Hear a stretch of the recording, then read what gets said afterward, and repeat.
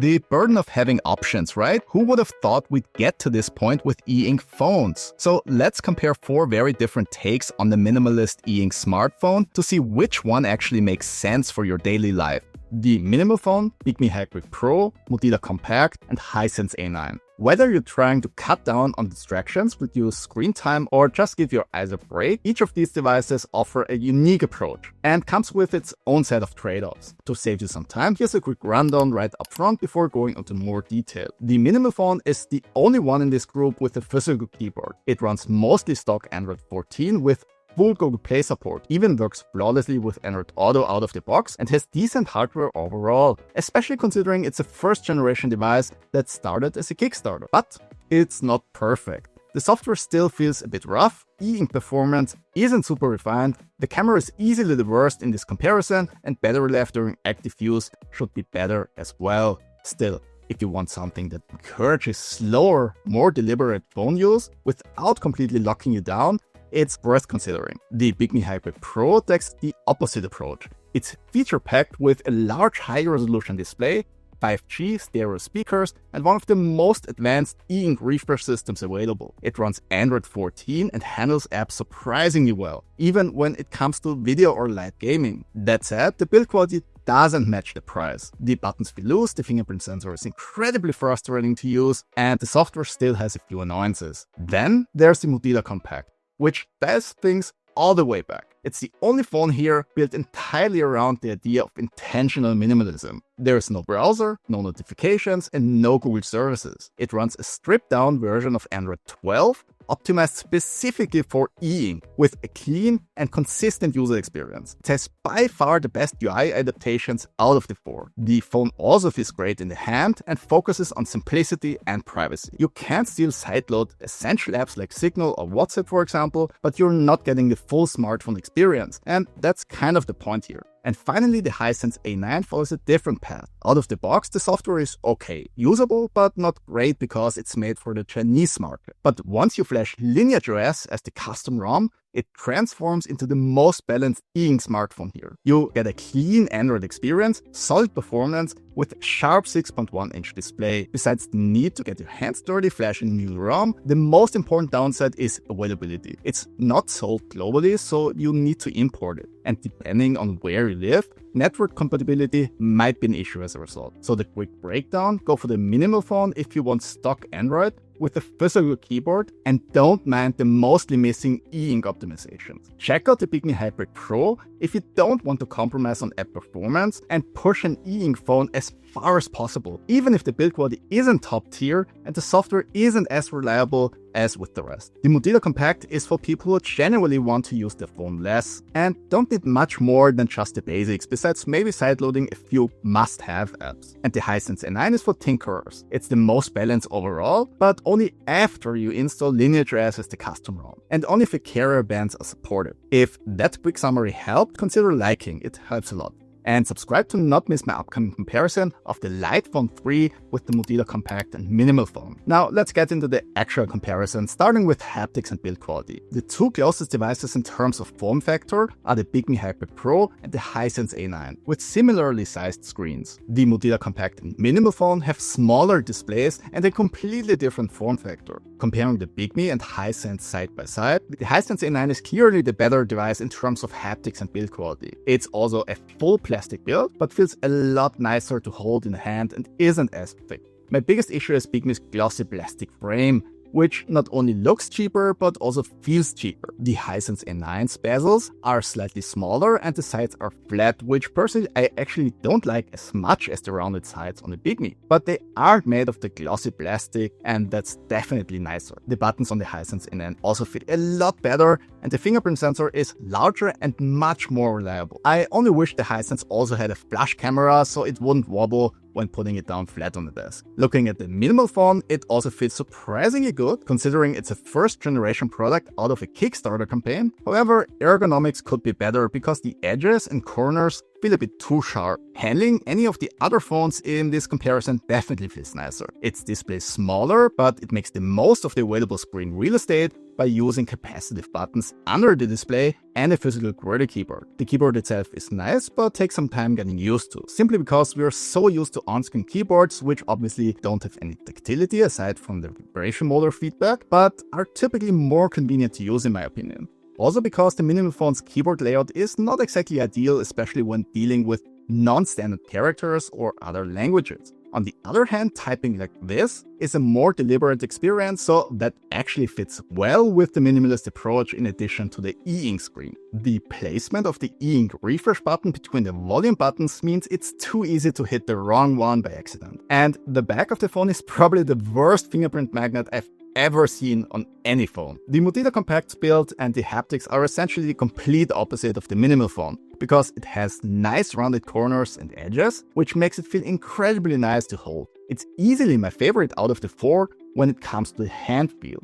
And thanks to the smaller 4.3-inch display with its 5:3 aspect ratio, it's also easier to hold than the relatively wide minimal phone with this 4.3-inch screen, but 4:3 aspect ratio. If I could change one thing, it'd be the thickness. As you can see, the Mudita Kompakt is relatively thick, which personally I really don't mind in everyday use, because it still has a very small footprint overall, but a tiny bit thinner would have made it even better. When it comes to cameras, the Hisense A9's 13 megapixel shooter takes the best pictures thanks to the Gcam camera apps. The pictures are a bit on the softer side, but color reproduction, dynamic range, and especially noise performance are much better than on the Bigme Hibreak Pro. The 20 megapixels camera of the Hibreak Pro also produces decent pictures for an EInk phone out of the box, but especially noise can be an issue if you want to zoom in a bit. Dynamic range is good, but color accuracy needs a bit of adjustment. The Mudita Kompakt's 8 megapixels camera has the lowest resolution, but still produces decent images. Noise is better than on the Hibreak, colors are accurate, but dynamic range isn't as good and they are a bit on the softer side, which is also more noticeable because of the lower resolution. But still the pictures turn out much better than expected. The worst camera performance out of the four comes from a minimal phone by a very large margin. The 16 megapixels camera produces the worst photos I've seen in a while and are basically unusable in my opinion. But using a camera on an EInk phone is not just about the camera quality, but also about how easy it is to use the viewfinder, because shooting photos on a less responsive black and white screen is a lot harder than with a regular phone. The Bigme Hibreak Pro is easily the best when it comes to using the camera, thanks to its superior EInk viewing mode, which I'll come back to in a moment. When it comes to the display, the minimal phone performs luckily much better than on the camera front. Its 230 ppi screen isn't as crisp as the 300 ppi of the Bigme Hibreak Pro or Hisense A9, but the screen's background is noticeably brighter. While the other phones use EInk technology, the minimal company removed almost all mentions of EInk from their website.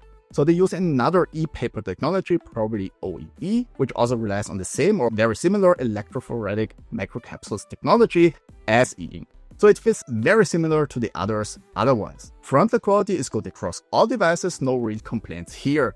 The Mudita Kompakt is the only phone in this comparison that doesn't have a color temperature adjustable frontlight though, and a slightly more visible brightness gradient. Max frontlight brightness is sufficient on all four devices, and the minimal light setting is also low enough to not get blinded in the dark. Mudita's frontlight adjustment is the most convenient, followed by the Bigme Hibreak Pro.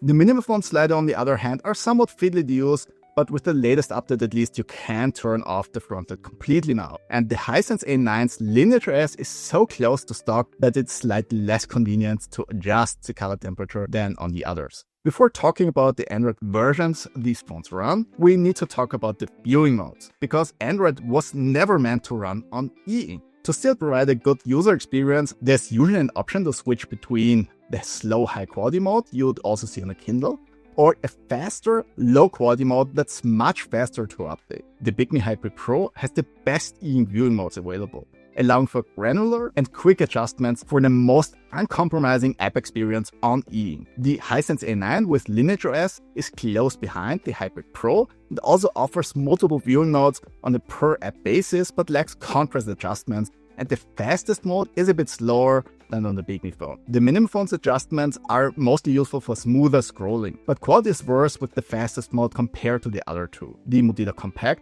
doesn't allow for any EInk viewing mode adjustments since the phone isn't meant to run third-party Android apps altogether. Mudita told me they are running a custom viewing mode for best reading comfort but didn't go into detail.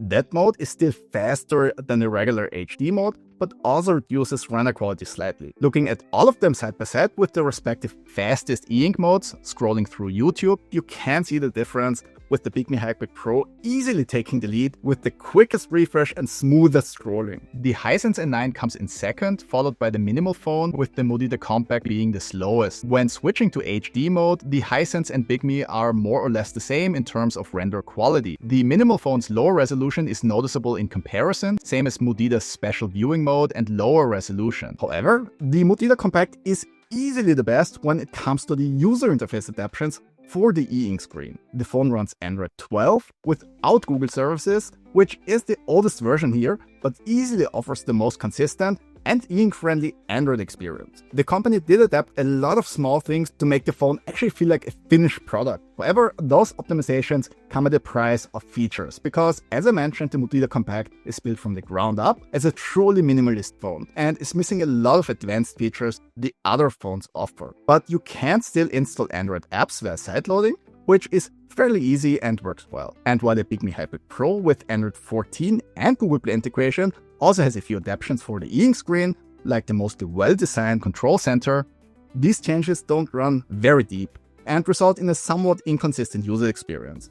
Thanks to the incredibly well-implemented EInk viewing modes and Google Play, the Android app experience is the best in this comparison. However, one big con is that the more I use the Bigme Hibreak Pro, the more I felt like I can't 100% rely on it to actually work with every app all of the time. Sometimes I got Google Play verification errors with some apps, other times apps don't scale properly, and worst of all, at one point my alarm didn't go off. I didn't have any of those issues with any of the other phones. The minimal phone pretty much runs stock Android 14 with Google Play support and only very little adaptations, which I actually prefer over Bigme's inconsistent approach. It's not as good as Mudita's implementation, but still works very well for the most part. Apps can be installed easily through the Google Play Store, but because the EInk viewing modes aren't as well optimized as with the Bigme Hibreak Pro, the experience is a bit worse. The Hisense A9 with Android 14 including Google Play sits somewhere in the middle between the Bigme Hibreak Pro and minimal phone. There aren't any EInk specific optimizations,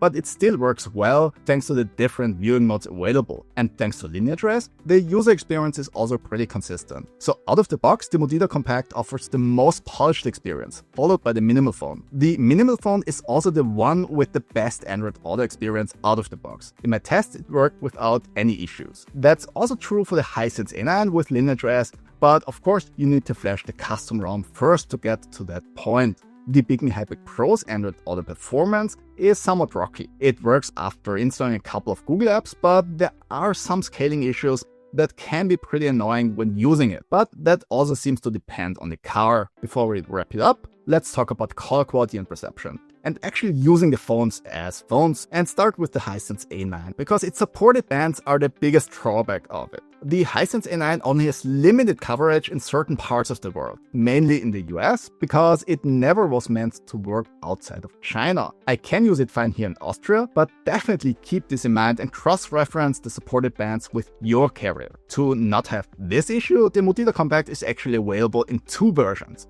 One for the international market and one for the North American market. So with that, independent of where you're located, you shouldn't have any issues with that phone. The Bigme Hibreak Pro and minimal phone both offer a wide range of supported bands out of the box with just one model available. So either should work fine in most parts of the world, with the Bigme Hibreak Pro having 5G support as well. Call quality on all of the phones is perfectly usable, with the Hisense A9 offering the clearest audio on both ends of the line. The Bigme Hibreak Pro also sounds good, but its earpiece is noticeably quieter. The Mudita Kompakt has a thinner sound with not much bass and quite sharp highs for the person on the other end. And the minimal phone sounds a bit dull on the other end. Still, I had no real issues with the call quality overall. When it comes to battery life, I have good news and bad news. Good news, all of the tested phones have very good standby battery drain. Bad news, how long each of them last at the end of the day largely depends on how you use the EInk screen. Because even though EInk devices have a reputation of providing great battery life, that's only true if the display isn't updating constantly. When using the phone with fast screen refreshes all of the time, the battery drains even quicker than with a normal LCD smartphone. Besides that, there are still two noteworthy outliers. The Hisense A9 has an option for an always-on display. Personally, I love it, but it does drain the battery much quicker than when not using it, so keep that in mind. And the second one is the minimal phone, draining the battery incredibly quick when actively using it. No matter the app, once you wake the phone, it burns through the charge. Roughly 20% per hour, which is way too quickly. But it does have wireless charging, which is a big plus for convenience. And the Mudita Kompakt also has wireless charging as well. So what's left to say is that personally, I think the Mudita Kompakt actually offers the most reliable, best optimized EInk phone experience out of the four. It comes at the cost of feature richness, but for many people, that's also kind of the point. So not necessarily a con. The minimal phone is the better choice if you want to run Google apps. Battery life when actively using the phone isn't good though, and the camera performance is also the worst in this comparison. The Bigme Hibreak Pro has the most potential to replace your smartphone without compromising too much. However, its biggest issue is the software, and I found it to be the most unreliable of the tested phones. Whether it's Android Auto or the Kindle app with the DPI issues, the phone randomly rebooting every couple of days, or worst of all, my alarm not going off one time, I feel like I can't rely on the phone as much as on the others. Hopefully Bigme fixes those issues at one point. There's also a community-driven AOSP ROM available already that should also do the trick. And last but not least, the Hisense A9 is still my personal favorite as the most balanced offering, but only because I like to tinker with things. Out of the box, the operating system is too bloated and optimized for the Chinese market. But with Lineage OS as the customer ROM, it simply offers the best balance. Too bad it doesn't support as many bands as the others, resulting in worse coverage. And the price is also way too high because you need to import it yourself. So depending on what you need most, reliability, flexibility or minimalism, there's an EInk phone out there for you. Just keep in mind, there is no one-size-fits-all solution. If you'd like to learn more about each device, check out all of the individual reviews linked in the description below. Also like and subscribe if you found this comparison helpful and to not miss future videos. Thanks for your time watching, and I'll see you in the next one.